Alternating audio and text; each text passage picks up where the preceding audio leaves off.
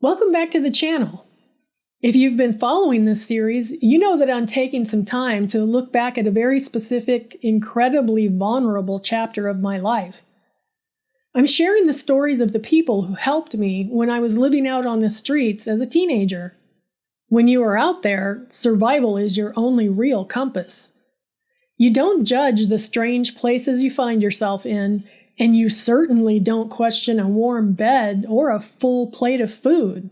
You just accept it, keep your head down, and try to make it to the next day. Today, I want to tell you about a couple named Susan and Jim. They were the parents of a guy I was dating at the time named Alan. And when I look back at my time living under their roof and in the trailer parked on their property, I'm left with a bunch of conflicting emotions. It's a story about profound, life-saving generosity, all wrapped up in one of the most bizarre, heartbreaking family dynamics I have ever witnessed. It's a story about a house that was half sanctuary and half fortress. To set the stage, I need to be completely honest about the reality of my situation back then. I was only 15 years old when I first met Alan, and I was 16 when I was living with his family. Alan, on the other hand, he was in his 20s. Let's just call it what it is. In the normal world, a 20-something man bringing a 15-year-old runaway girl home to live with him is a massive, blaring sign of a red flag. In any typical suburban neighborhood, the parents would intervene, the authorities would be called, and questions would be asked. But the world I was living in wasn't normal. The rules of polite society had long since vanished in the rear-view mirror. When you are young and on the streets, the age gap between you and the person offering you a roof suddenly feels entirely irrelevant. He offered me a place to stay, and I took it. But the thing I found so incredibly strange, even back then, through the naive eyes of a 16-year-old, was that his parents, Susan and Jim, just seemingly accepted it. They welcomed me. They didn't pry, they didn't judge, and they didn't try to parent me in the traditional sense. They just opened their doors. And I quickly realized that their acceptance of our unconventional relationship was deeply tied to the absolute chaos that Alan and his older brother had brought down upon their household. Susan and Jim were, by all appearances, your quintessential middle-income, hard-working American parents. I would guess that they were in their mid to late 50s at the time. Susan was an executive-level employee at a major bank. She was the picture of corporate stability. Every morning, she would put on her professional attire, gather her things, and head out into the polished, high-stakes world of banking. She was sharp, polite, and carried herself with a quiet dignity. You would look at her and see a woman who had her life perfectly put together. Jim, Alan's father, had actually retired from the exact same bank, but his career had been wildly different from his wife's. Jim didn't sit in an air-conditioned office looking at spreadsheets all day. Part of the time, he was a car repossessor. If you want to know what kind of man Jim was, you just had to listen to his stories. He was a tough guy who had spent decades navigating the gritty, dangerous underbelly of the city, reclaiming vehicles from people who desperately didn't want to give them up. He would sit around the house and tell these wild, hair-raising stories about his days on the job. He told me about creeping into dark driveways in the dead of night, trying to help the tow truck driver quietly hook up a car while keeping one eye on the front door of the house. He told me about the times things went wrong, the times people came running out of their homes screaming, wielding baseball bats, or worse, pointing shotguns right at his chest. The job was so incredibly dangerous that Jim actually had to wear a heavy Kevlar bulletproof vest just to go to work. Every single shift was a roll of the dice. Eventually, the adrenaline, the stress, and the sheer physical toll of the job caught up with him. Jim had developed a serious heart condition, and his doctor told him that if he didn't hang up the toe chains and the bulletproof vest, the job was going to kill him. So he retired. Despite his gruff manner, Jim was an incredibly warm guy. He and I actually got along great. He was always polite to me, and we spent a lot of time laughing and joking together.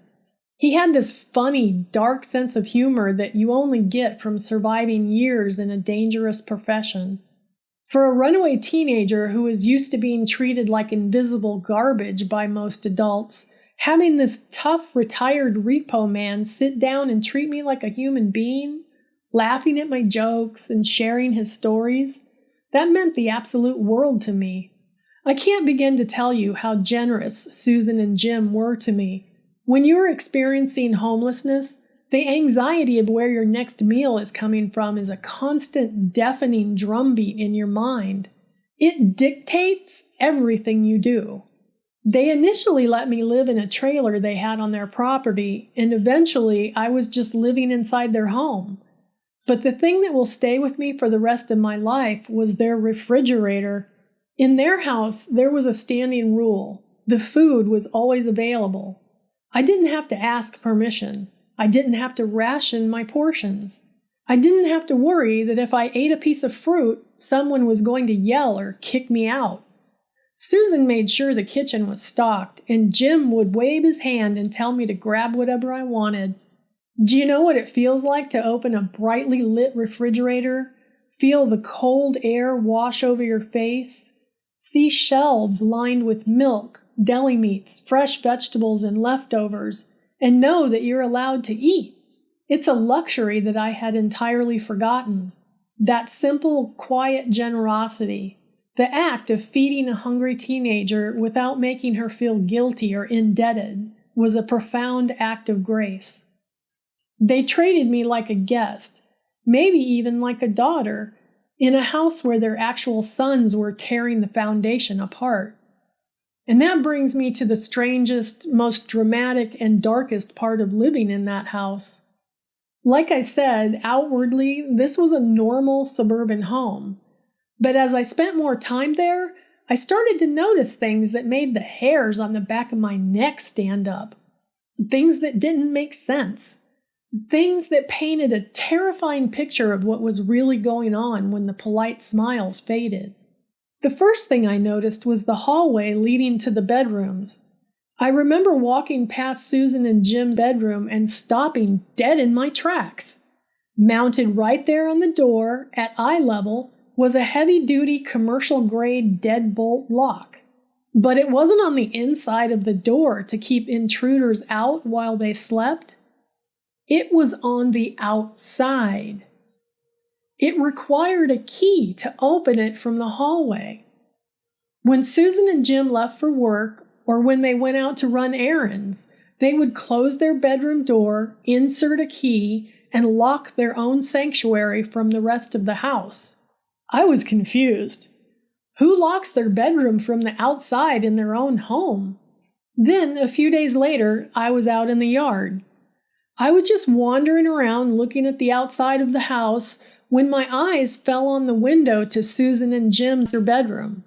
Bolted securely into the exterior framing were thick, heavy black iron bars. I quickly walked around the whole entire house. There were no bars on the kitchen windows, no bars on the living room windows, no bars on the son's bedroom windows, only on the parents' bedroom. They had turned their sleeping quarters into a literal vault, a panic room, a fortress situated right in the middle of a middle-class home. It didn't take long for me to put the pieces together. I started hearing the hushed conversations. I heard the vague, tired complaints from Jim. I noticed the tense, exhausted look in Susan's eyes when she came home from the bank and immediately checked the hallway door to ensure it hadn't been tampered with. The security wasn't to keep burglars out of the house. It was to keep their own children out of their bedroom. Alan and his older brother, both in their 20s, both living under their parents' roof, were drowning in severe drug addiction. I don't know the full extent of what went on before I got there, but the stories that trickled down to me were like something out of a nightmare. Before the locks and the bars, the house had been a hunting ground for the boys. When Susan was at her corporate bank job and Jim was out risking his life repossessing cars, their sons were tearing through their parents' private belongings. Imagine the gut-wrenching betrayal of that. Imagine being Susan, working exhausted hours in a high-pressure banking environment, only to come home and find your jewelry boxes emptied. Imagine being Jim, surviving angry men with shotguns in dark alleys, only to come home to the supposed safety of your living room and find that your own flesh and blood had stolen your electronics, your cash, and your valuables. The brothers were systematically stripping their parents' lives bare, taking anything of value, sneaking out and pawning it all for drug money. The desperation of addiction is a vicious, ugly thing. It erases morality. It erases family bonds. A hit becomes the only thing that matters, and a mother's wedding ring or a father's watch just becomes currency. The drama in that house before I arrived must have been suffocating.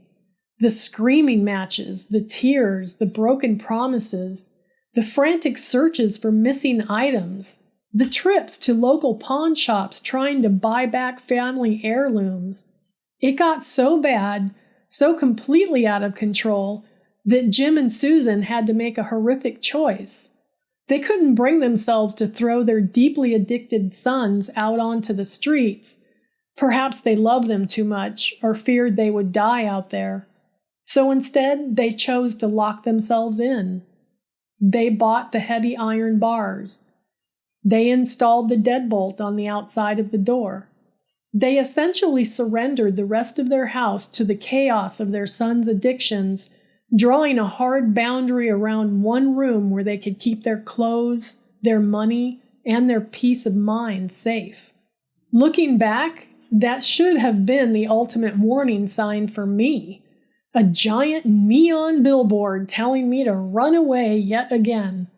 If a tough, battle-hardened repo man who used to wear a bulletproof vest feels the need to put iron bars on his window to protect himself from his own sons, a 16-year-old runaway girl has absolutely no business being there.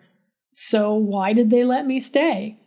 Why did this executive mother and this retired repo man father tolerate a teenage runaway sleeping in their home with their adult son?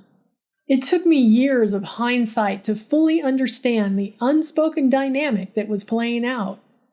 When Alan was with me, his behavior changed. I was young, I was vulnerable, and I think in some twisted way, being with me gave him a sense of responsibility. We were playing house. For the first time in a long time, he had something to focus on other than his next fix. He wanted to look good in front of me. He wanted to seem like a provider, a boyfriend, a man who had his life together. Because of that, during the time I lived there, Alan was actually walking the straight and narrow, or at least the closest thing to it that he had achieved in years. The frantic energy of his addiction simmered down. The prowling around the house stopped. The desperate need to steal and pawn his parents' belongings faded into the background. Susan and Jim weren't blind. They saw the shift in their son. They realized that my presence in the house was acting as a buffer. I was the anchor tying their chaotic son to reality. I think they tolerated my age and our unconventional relationship because they were utterly exhausted. They were tired of the stealing, tired of the drama, tired of living behind iron bars in their own home. It's really, really weird to think of, but somehow I brought a strange, delicate peace to the household. They appreciated that. They never explicitly said it to me. They never sat me down and said, "Thank you for keeping our son from stealing from us." But it was there in every interaction. It was there when Jim would laugh at my jokes at the kitchen table. It was there when Susan would kindly remind me that the refrigerator was fully stocked and I should eat whatever I wanted. It was there in the gentle, polite way they treated me, not as an intruder, but as a welcome guest who had finally brought some quiet to their war zone. Looking back now, with the perspective of an adult, the whole situation is incredibly sad. My heart aches for Susan and Jim. No parent should have to lock up their belongings to protect them from their own children. No parent should have to live with the constant gnawing anxiety that the person they raised might rob them blind the moment they leave for work. And my heart aches for the 16-year-old girl I was, so desperate for safety and a full stomach that I didn't even flinch at the sight of a deadbolt on the outside of a bedroom door. But alongside the sadness, there is an immense, enduring gratitude. Susan and Jim didn't have to take me in. They were already dealing with more trauma and stress than most people can handle in a lifetime. But they chose to be kind. They gave me shelter when I had none. They gave me food when I was starving. And they gave me a sense of dignity when the world had stripped mine away. They were imperfect people trapped in a deeply dysfunctional, heartbreaking family situation. But to a teenage girl living on the streets, they were a lifeline. Thank you for listening to this piece of my story. If you found this meaningful, please leave a comment down below. I'd love to know your thoughts on Susan and Jim's situation. Make sure to like the video and subscribe if you haven't already so you don't miss the next chapter. Stay safe out there, and I'll see you in the next one. If you or someone you know is currently experiencing housing instability, has run away from home, or has substance abuse, please know that you're not alone. There is help out there. For youth experiencing homelessness or thinking about running away or have run away, please contact the National Runaway Safe Line.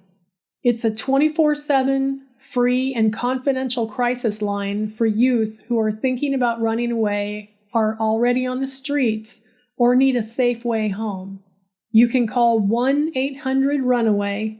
That's 1-800-786-2929, or you can contact their website at 1-800-runaway.org.